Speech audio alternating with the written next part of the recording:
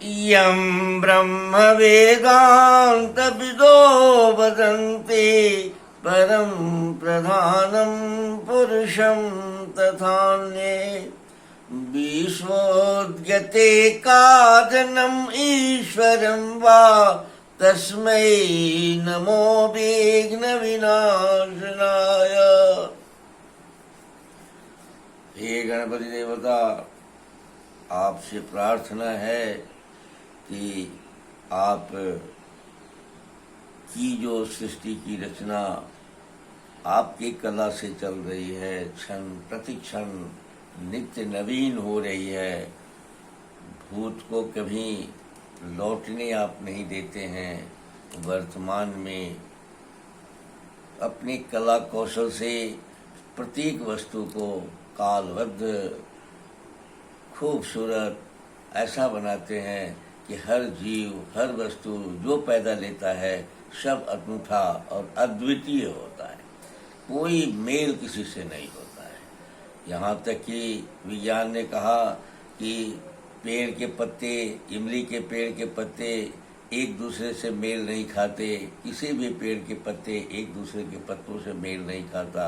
उसी प्रकार मनुष्य का प्रत्येक सेल जो जिससे कि पूरा अरबों खैरबों के संख्या में वो है, वह भी एक दूसरे से मेल नहीं खाता है। मनुष्य तो मेल खाता ही नहीं है। इसका न स्वभाव मेल खाता है और न इसके शक्ल सूरत मेल खाते हैं।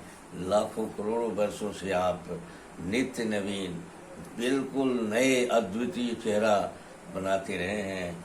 आज भी वह क्रिया जारी है। देखने में मनुष्य में किसी प्रकार की गड़बड़ी नहीं दिखाई पड़ती है, लेकिन कौन सा ऐसा सांचा है आपके पास कि हर क्षण बदलते चले जाते हैं, फिर भी अनूठापन यूनिकनेस रहता ही है और काल अनुशासित ढंग से चलते रहता है।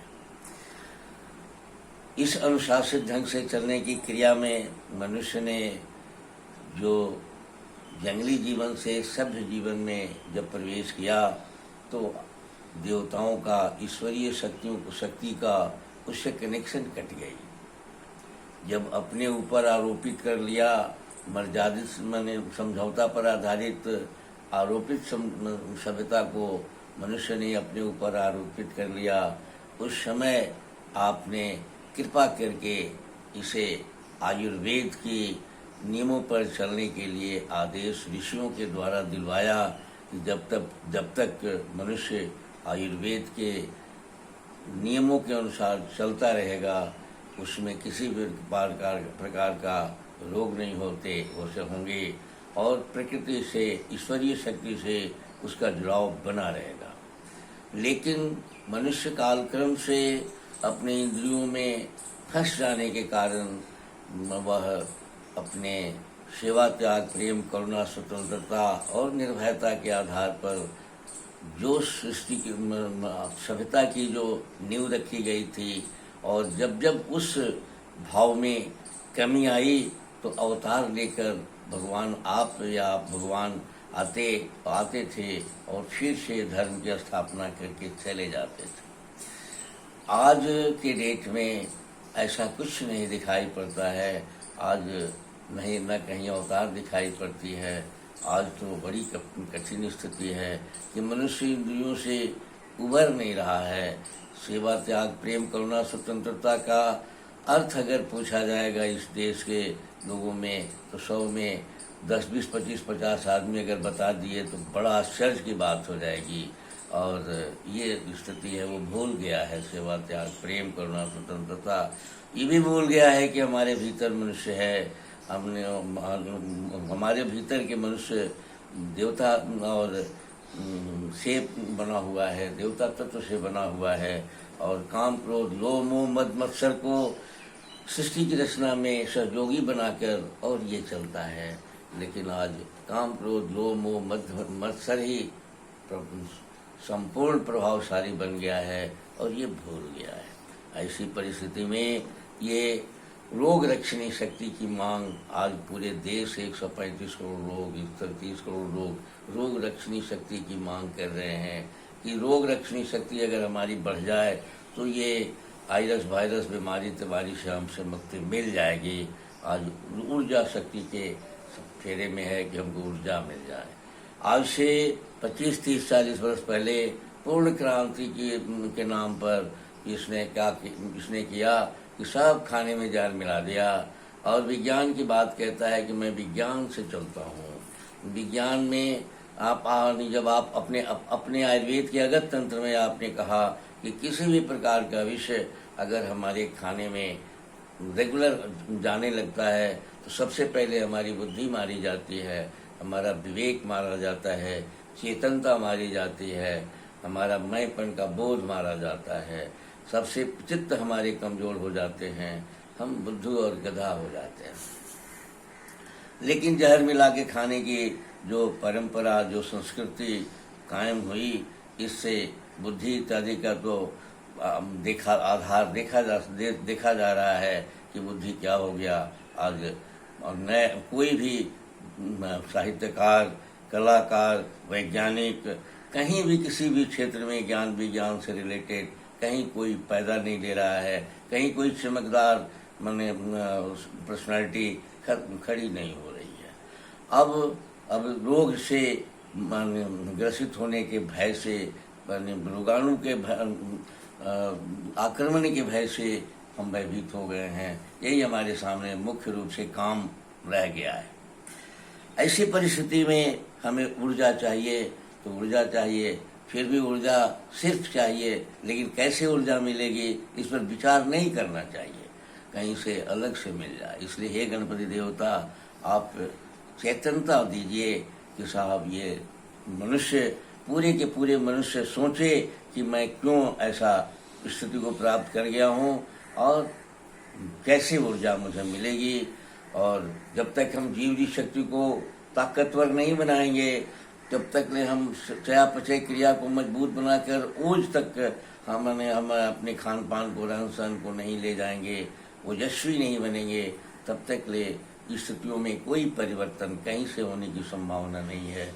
इस बात की कृपा ये सोचेगा, इस बात की बात सोचेगा। आज के मैं श्याम बिहारी तिवारी आयुर्वेद और वेद का उपासक हूँ।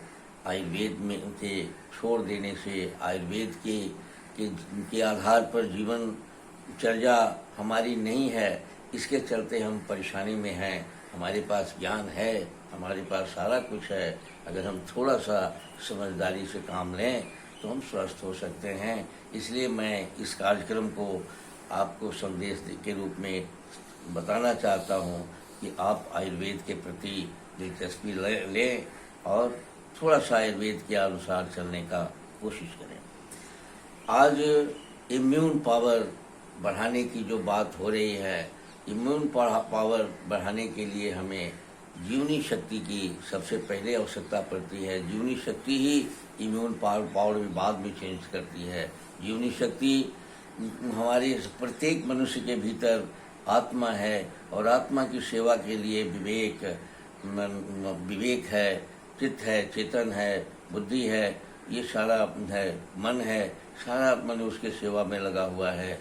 और आत्म तत्व के विकास से, आत्म तत्व का विकास और आत्मा के लिए जो क्रिया की जाती है, यह आत्म तत्व के लिए ही सारा जगत का निर्माण हुआ है। ये हमारी निर्माण समूचा जीवनी शक्ति है और इसका निर्माण निर्बाध रूप से होता रहे तो हमारा चयापचय क्रिया में ओज बनता रहेगा। ओज बनता रहेगा तो हम जीवनी शक्ति से भरपूर रहेंगे।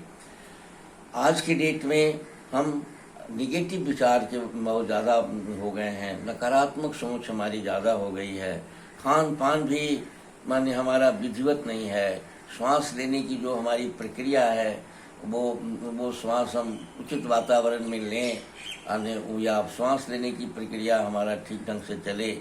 यहाँ तक कि आज के डेट में, आज के समय में हम श्वास लेने की जो क्रिया है, एक तो हमारा वायु प्रदूषित है, दूसरा हम आज नाक बंद करके चलने की एक कल्चर बना रहे हैं कि साहब हम अब नाक माने बंद कर देंगे। और विज्ञान कहता है कि हमारे भीतर का कार्बन अगर फिर हमारे भीतर घुसती है तो वो फेफड़ा के बहुत सारे अंगों को बिगाड़ती भी है। तो ऐसी स्थिति में आश्चर्य है कि हम विज्ञान को भी नहीं चलेंगे, ज्ञान से भी नहीं चलेंगे, और हम अपने ढंग से हम चलेंगे तो हमारी ऊर्जा का क्षय होगा, हम ऊर्जस्वी नहीं हो सकते। उचित भोजन में सबसे बड़ा बात है कि समय से भोजन और जहर मुक्त भोजन बहुत ही आवश्यक है, और उचित श्वास प्रश्वास के साथ साथ उचित विश्राम भी आवश्यकता है, श्रम भी आवश्यकता है। उचित श्रम यानी हम शरीर को पसीना छुड़ा देने लायक काम करना है, और गहरी नींद में रहना है। काम में सेक्स जो है, वो काम जो है उसका भी नियमित और उचित सेवन हमारे लिए बहुत उपयोगी है, क्योंकि वह भी हमको ऊर्जा प्रदान करता है और सृष्टि के निर्माण में सहयोगी होता है। हमारी जो सभी धातुओं का जो पाचन अगर ठीक ढंग से होता है तो हम हर तरह से स्वस्थ रहते हैं। लेकिन आज के तारीख में हमें यह विचार करना होगा कि हम अभावजन्य बीमारी क्यों हो रही है। हम खाते खूब हैं और हमारे ऑर्गन को भोजन नहीं मिलती। ऐसी परिस्थिति में हम पाचन की बात जरूर करते हैं, लेकिन पचाने वाली दवाइयाँ हमारी धातु नहीं बनती है। वो हमारी धातु को पचा तो देती है, लेकिन वो सेल इत्यादि के रूप में परिवर्तित नहीं होती है, इसलिए कि ये नमकीन और छाछ ज़्यादा होता है। हमारे आयुर्वेद में रसायन और बाजीकरण का एक चैप्टर है। अगर उसमें जो कुछ दवाइयाँ हमारी अश्वगंधा है, च्यवनप्राश है, शतावरी माने है, या जो भी ताकतवर औषधियाँ हैं, उस खंड में जो भी जड़ी बूटियाँ हैं वे सब हमारे लिए बहुत उपयोगी हैं। उनको भी अगर हम सेवन करते हैं तो हमारी आज की जो इम्यून पावर की जो मांग है हमारी पूरी हो जाएगी, और हम उस इम्यून पावर से मजबूत जब हो जाएंगे तो हमारा रोग रक्षक शक्ति हमारी जो मजबूत हो जाएगी तो हम रोगों से तो बचेंगे ही, ये वायरस इत्यादि से या रोगाणु से, विषाणु से हम बच जाएंगे। ऐसी परिस्थिति में हमारा जो सोचने की शैली अगर नकारात्मक नहीं होती है, हम अगर इस दिशा में सोचें कि हम कैसे एनर्जी को प्राप्त करें, तो हम करेक्शन कर लेंगे, क्योंकि हमारे पास सोचने के साथ ही परिस्थितियाँ सारी अनुकूल है, सब कहीं गड़बड़ नहीं है। खाली भ्रम और भूल बस हम स्वस्थ नहीं हो रहे हैं, हम इम्यून पावर से मजबूत नहीं हो रहे हैं। सारी जड़ी बूटियाँ, सारा भोजन, सब कुछ है, उसी में थोड़ा सा टेक्नोलॉजी को विकसित करके सुपाच्य भोजन और धातु के पाचन की प्रक्रिया को अगर हम सुधार लें तो हमारा इम्यून पावर भी बढ़ जाएगा और जीवनी शक्ति भी हमारी मिल जाएगी। हमारे कुछ आत्मिक स्तर पर भी हमें विचार करना होगा अपनी प्रसन्नता को, कि हमारे भीतर प्रसन्नता भी है, और भूत को हम ढोके और चलते हैं। जब भी हम पूरे देश में जब भी कोई बात होती है तो देखा जाता है कि भूत की बात बहुत ज़्यादा होती है, बीते हुए की बात ज़्यादा होती है। वर्तमान में रहने की प्रक्रिया हम सीखते ही नहीं हैं। तो हम वर्तमान में रहने की आदत डालें, भूत के बोझ को छोड़ें, तब हमको चिंता नहीं रहेगी, हम स्ट्रेस में नहीं जाएंगे। ऐसी स्थिति में हमें रहना होगा, सीखना होगा। इसी के साथ आज का यह कार्यक्रम मैं आपको समर्पित करता हूँ। पुनः इसी संदर्भ में अगले कड़ी में मैं फिर बात करूँगा। धन्यवाद।